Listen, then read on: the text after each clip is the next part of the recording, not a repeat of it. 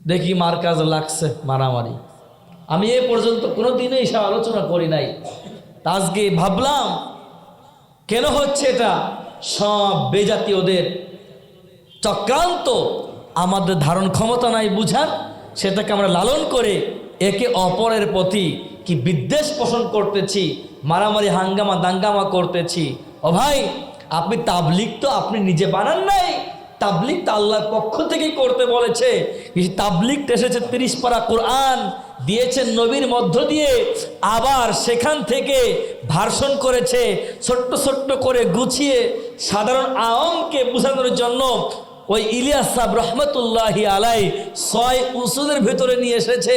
এই 6 উসুল মোটামুটি একটু যদি মেনে চলতে পারেন, অন্তত দাওয়াতের কাজগুলো করতে পারেন। তা সেটা করে দিয়েছে কারা? ওলামায়ে কেরাম।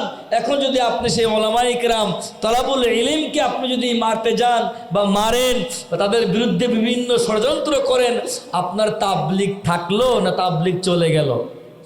বলেন।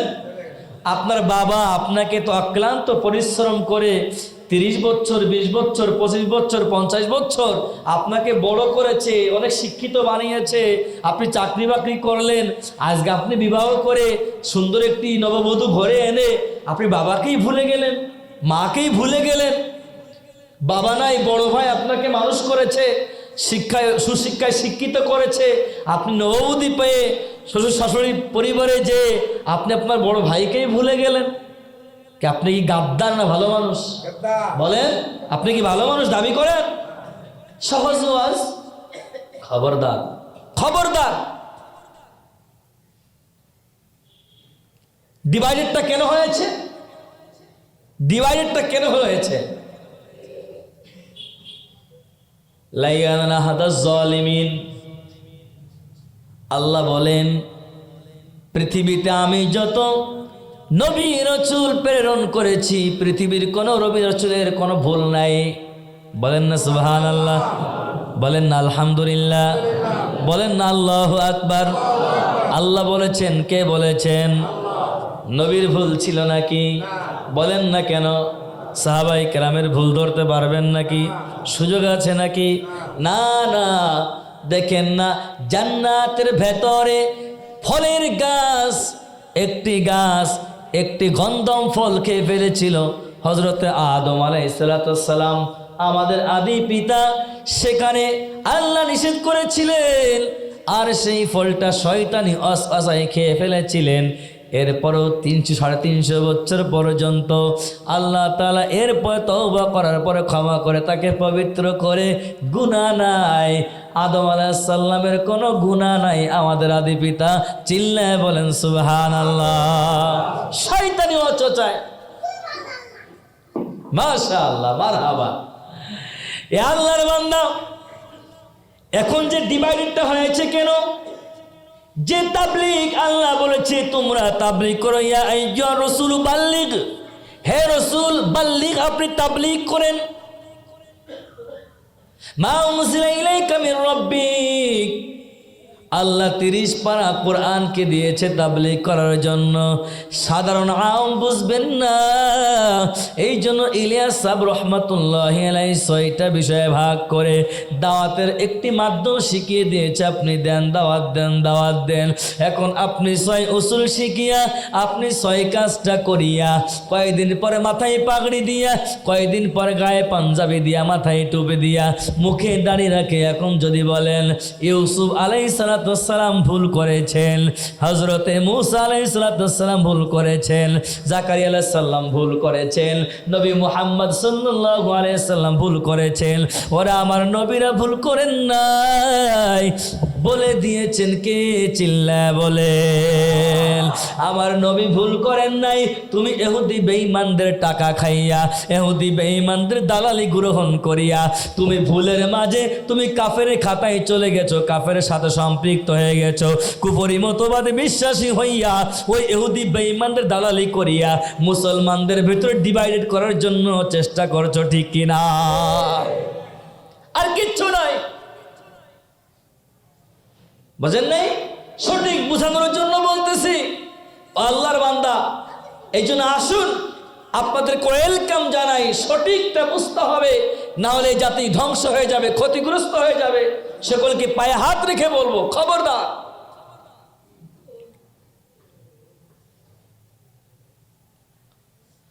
আজকের থেকে যারা এই চিন্তা পোষণ করেন, আমি উলামাদের সাথে থাকবো না, যাব না, শোনেন, আজকে হোক কালকে হোক ওলামায়ে কেরামের বিজয় আল্লাহ দান করবেনই করবেন।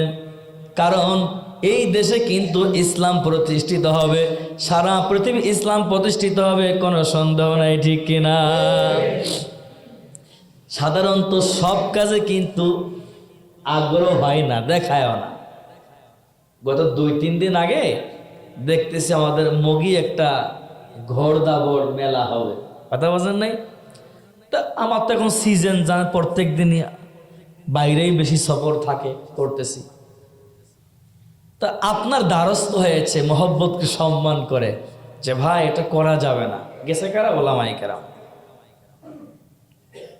তা যাওয়ার পরে ভালো কথা, যাওয়ার পরে বলছে আর হুজুররা মুনাফিক, হুজুররা চোর। এরপরে কি, এটা দেশীয় সংস্কৃতি নষ্ট করতে আসছেন, আপনারা দেশের মানুষই না, আপনারা বাহিরের মানুষ, ইত্যাদি। আবার কেউ কেউ লাঠি নিয়ে দেখছেন হুজুরা দৌড়বে না, নাউজুবিল্লাহ কম। এমন কিছু ওলামায়ে কেরাম আসছেন, আমার কাছে আসছে,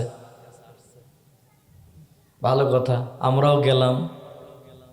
ওই যে মদ, জুয়া, নর্তক, এগুলোই তো হয় মেলায় বর্তমান।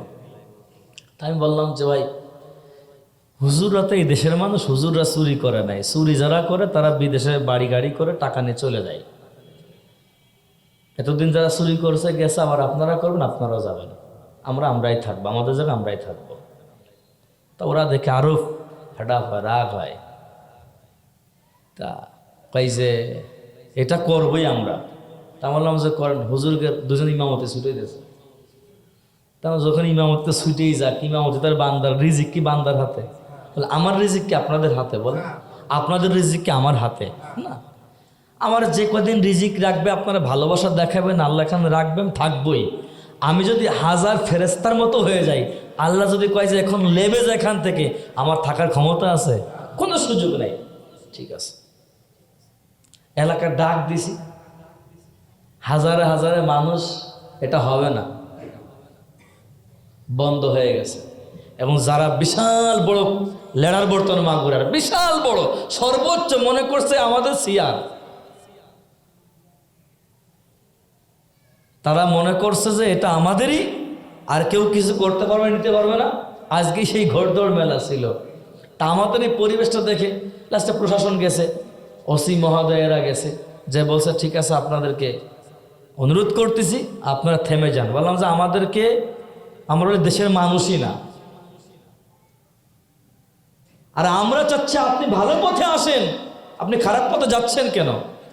তা আমি এতটুকু বোঝাতে চাচ্ছি, ইসলাম বিজয় হবে, কোরআনের আইনেই দেশ পরিচালনা হবে, সারা পৃথিবী হবে। এটা আমি মৌলবী বলি নাই, এটা আমার আল্লাহ বলেছে।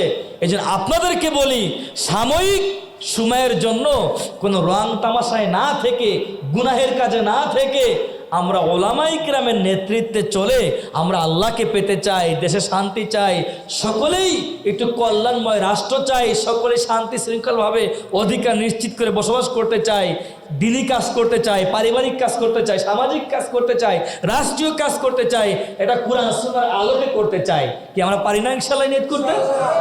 মুসলমান যে সে এটাই চাবে, তার সব বাতিল ফিরকা ধ্বংস হয়ে যাবে, সব দূর হয়ে যাবে। আল্লাহ চাহে তো কেউ থাকতে পারবে না। সুতরাং আমি যুবক ভাইদের করজোর করে বলবো, আসুন ভাই, আমরা সঠিক ধারার মৌলিক যে ইসলাম আছে, যে বিধান আল্লাহ আদেশ করেছেন, আমরা সেই আদেশকে গ্রহণ করব, নিষেধকে ছেড়ে দিব। এই চিন্তা কার কার ভেতরে আছে? আল্লাহু আকবার। আল্লাহ কবুল করেন, বলেন আমিন।